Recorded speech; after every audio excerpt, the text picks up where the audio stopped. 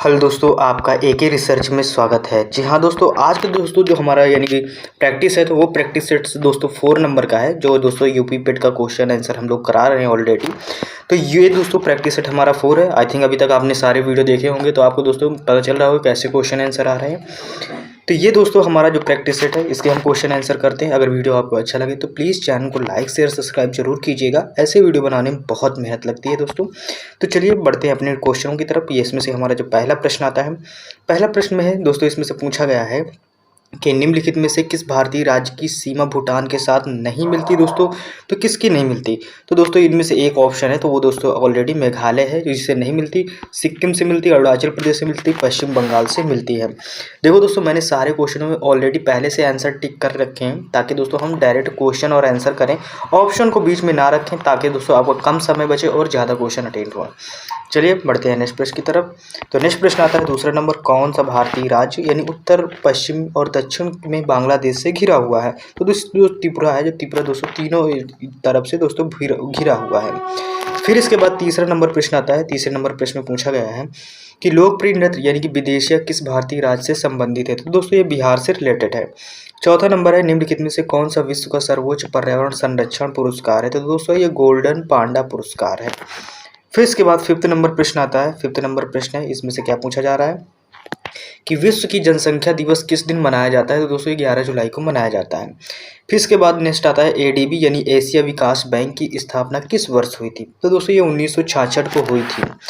फिर इसके बाद नेक्स्ट प्रश्न आता है, यानी डैश गोल्डन सिटी के नाम से किसे जाना जाता है? तो दोस्तों गोल्डन सिटी आप सबको पता है दोस्तों, जैसलमेर को हम जानते हैं जो कि राजस्थान पे है।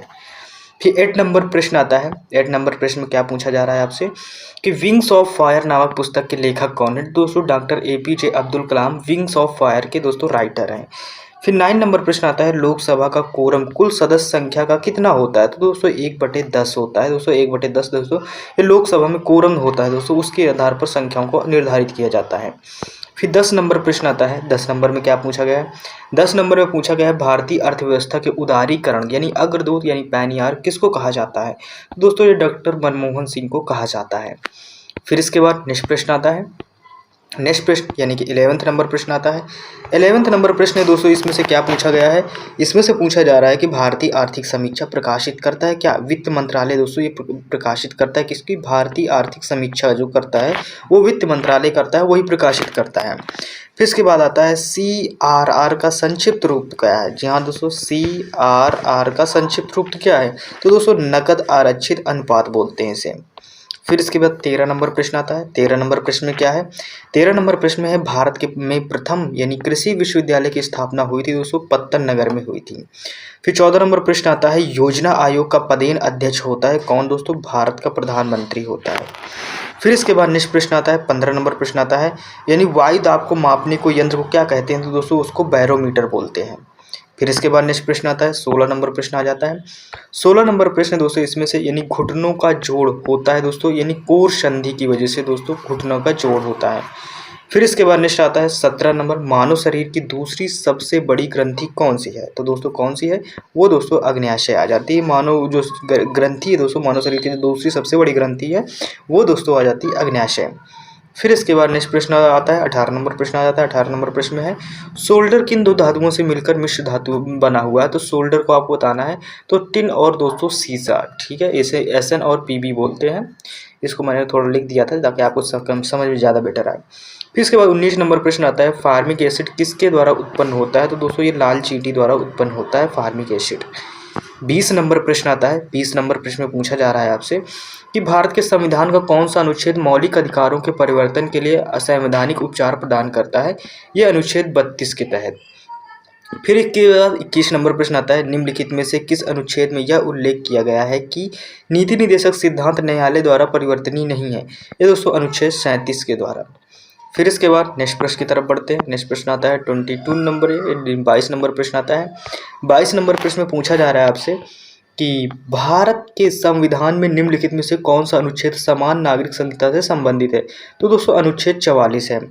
23 नंबर आता है, क्षेत्रीय परिषदों का सृजन हुआ है दोस्तों सांसदीय कानून द्वारा हुआ है। फिर इसके बाद नेक्स्ट प्रश्न आता है 24 नंबर प्रश्न आता है। 24 नंबर प्रश्न है दोस्तों, उच्चतम न्यायालय के पहले न्यायाधीश का नाम बताइए जिनके खिलाफ स्वतंत्र भारत में सांसद ने महाभियोग का प्रस्ताव पेश किया गया था। तो दोस्तों जस्टिस वी रामास्वामी जी हैं। फिर इसके बाद 25 नंबर आता है, भारत छोड़ो आंदोलन कब प्रारंभ हुआ था। दोस्तों ये 9 अगस्त 1942 को दोस्तों प्रारंभ हुआ था। फिर इसके बाद जो हमारा 26 नंबर प्रश्न आता है, 26 नंबर है, 1903 में दक्षिण अफ्रीका में महात्मा गांधी ने किस अखबार की स्थापना की थी। तो दोस्तों इंडियन ओपिनियन नाम के दोस्तों अखबार की स्थापना की थी। फिर 27 नंबर आता है, सबसे पहले कौन सी घटना घटी, इनमें से बताना। तो दोस्तों साइमन कमीशन दोस्तों जो आगमन हुआ था उसमें दोस्तों लाला लाजपत राय जी को लाठीचार्ज भी हुई थी। तो साइमन कमीशन की दोस्तों सबसे पहले जो घटना वो घटी थी। फिर इसके बाद 28 नंबर प्रश्न आता है। 28 नंबर प्रश्न है इसमें से कि निम्नलिखित में से किस एक्ट के द्वारा भारत के गवर्नर जनरल को अध्यादेश जारी करने की शक्ति प्रदान की गई है। तो किस एक्ट के तहत। तो दोस्तों इंडियन काउंसिल एक्ट 1861 के तहत दोस्तों गवर्नर जनरल अध्यादेश जारी कर सकता है। फिर इसके बाद 29 नंबर प्रश्न आता है। 29 नंबर प्रश्न दोस्तों इसमें से पूछा गया है, यानी सूची को मिलान करना है फर्स्ट से सेकंड। यानी कि हावड़ा जो संयंत्र केस है दोस्तों वो जातिंद्र नाथ मुखर्जी से रिलेटेड है। लाहौर षड्यंत्र केस दोस्तों ये राजगुरु से रिलेटेड है।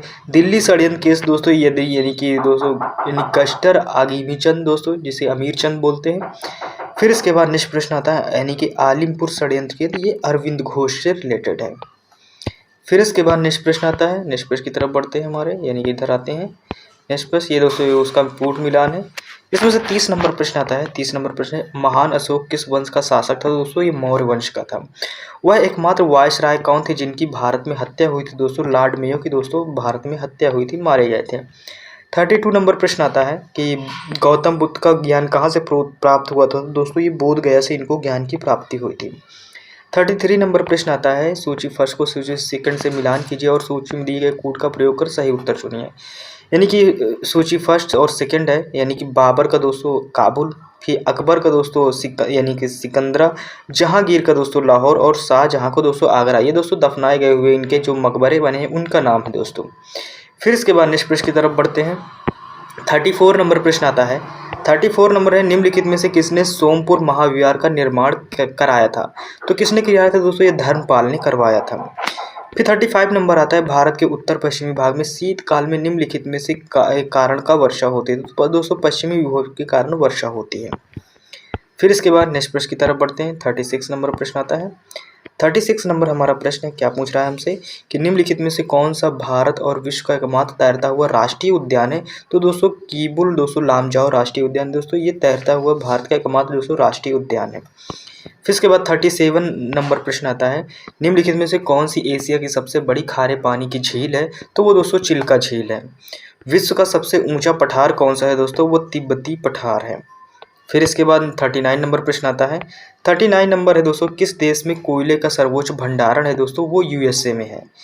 फिर इसके बाद नेक्स्ट प्रश्न आता है। 40 नंबर प्रश्न आता है कि निम्नलिखित में से मिलान कीजिए, यानी कि दोस्तों तुर्की को दोस्तों लीरा होता है, वेनेजुएला का दोस्तों बोलवीरा होता है, संयुक्त अमीरात का दोस्तों दिरहम है और दोस्तों आर्मेनियम का दोस्तों आर्मेनियम ड्रैम। ये दोस्तों इधर के दोस्तों मुद्राएं आप समझ सकते हैं और ये दोस्तों देश हैं, इनसे रिलेटेड प्रश्न है।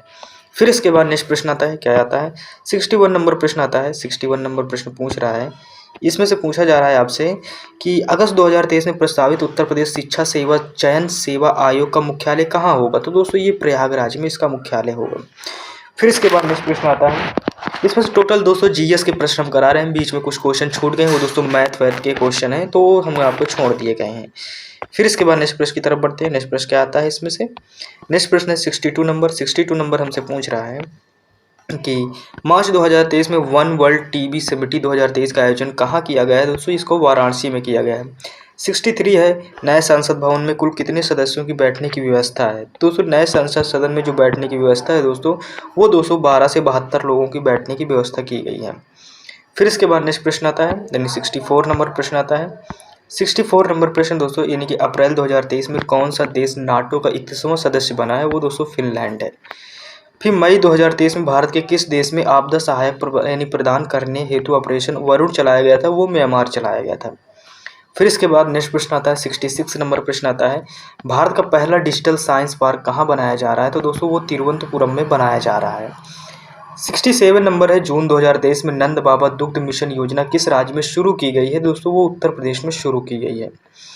फिर इसके बाद 68 नंबर प्रश्न है। 68 में क्या पूछा जा रहा है, जून 2023 में सूरी नाम का सर्वोच्च नागरिक यानी सम्मान the grand order of the chain of yellow star किसे प्रदान किया गया है? वो दोस्तों द्रौपदी मुर्मू जी को दिया गया है। फिर 69 नंबर प्रश्न आता है, जून 2023 में संपन्न यानी पुरुष जूनियर एशिया कप हॉकी 2023 का खिताब भारत ने किस देश को पराजित कर जीता है? तो दोस्तों वो पाकिस्तान को पराजित करके जीता है। 70 नंबर हमारा प्रश्न है और लास्ट प्रश्न है दोस्तों इसमें से जो हमारा प्रश्न है, जून 2023 में केंद्रीय मंत्री सर्बानंद सोनोवाल ने भारत के पहले अंतर्राष्ट्रीय क्रूज पोत को हरी झंडी दिखाकर किस देश के लिए रवाना किया है? तो वो दोस्तों श्रीलंका के लिए रवाना किया है। ये थे टोटल दोस्तों 70 क्वेश्चन। मेरे ज़्यादातर वीडियो दोस्तों 11 से 12 मिनट में हम आपके सारे क्वेश्चन को ख़त्म कर देते हैं। वीडियो अच्छा लगा है तो लाइक शेयर सब्सक्राइब जरूर कीजिएगा। आपके सपोर्ट की हमें दोस्तों ज़रूरत है। ऐसे वीडियो बनाने में थोड़ा टाइम और वक्त बहुत मेहनत लगती है, तो उसका भी आप रिस्पांस भी दीजिएगा। मैं आपको क्वेश्चन आंसर और पोल क्वेश्चन आंसर आपको दोस्तों अपने यूट्यूब चैनल के माध्यम से देता रहता हूं, तो आप उसको भी ज्वाइन कीजिएगा। उनमें से पोल्स में से अपनी ओपिनियन लिखिएगा, कमेंट कीजिएगा, क्वेश्चन का टॉपिक भी लिखिएगा। मैं आपसे वैसे भी क्वेश्चन उसमें से डाल देता हूँ। उसमें बहुत सारे लोग अटेंड करते हैं दोस्तों, लगभग 2-2.5 हज़ार लोग अटेंड करते हैं उस क्वेश्चन को। तो आप प्लीज़ उन पोल को अटेंड कीजिएगा, उन क्वेश्चनों को भी अटेंड कीजिएगा। आपको काफ़ी ज़्यादा प्रॉफिट मिलेगा। वो सारे क्वेश्चन प्रीवियस ईयर एग्जाम में पूछे गए प्रश्न हैं। तो आई थिंक आपको वीडियो समझ में आया होगा, क्वेश्चन आंसर समझ में आए होंगे। और अगर वीडियो में कोई दिक्कत है, कोई प्रॉब्लम है, तो आप कमेंट करके हमें बोल सकते हैं, बता सकते हैं। वैसे मिलते हैं नेक्स्ट वीडियो में, तब तक के लिए टेक केयर, बाय बाय, जय हिंद।